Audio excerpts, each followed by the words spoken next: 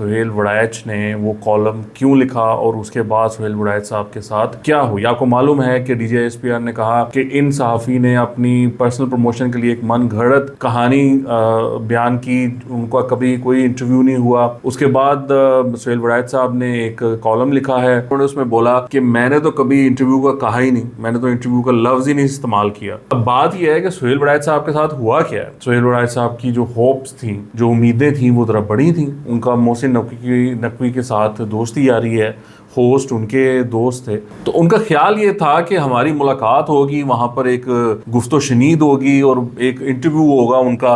अब ये जो मामला है वो ये है कि वो बैठे हुए थे वहाँ पर डिनर पर या टेबल पर, वो खाना शाना खाया होगा, वहाँ पर कोई बात हो गई होगी। सुहेल वड़ैच साहब ने कहा कि लो जी I am in his company. वो आए, उन्होंने कॉलम दाग दिया, वो लिख दिया। वो कॉलम में उन्होंने कुछ इस तरह की बातें की हैं कि उन्होंने एक मंजरकशी ऐसे पेश की है कि उनका 2 घंटे तवील इंटरव्यू हुआ और उसमें आर्मी चीफ ने उनके साथ ये बातें की। बाद में अब वो बैक ट्रैक कर रहे हैं, ये ठीक है वो बैक ट्रैक करें, इस टाइम उनकी जो भी पोजीशन है, लेकिन जो उनका कॉलम था उससे इंप्रेशन यही मिलता था। तो फौज को लगता है कि ये आर्मी चीफ ने तो कभी इंटरव्यू नहीं दिया।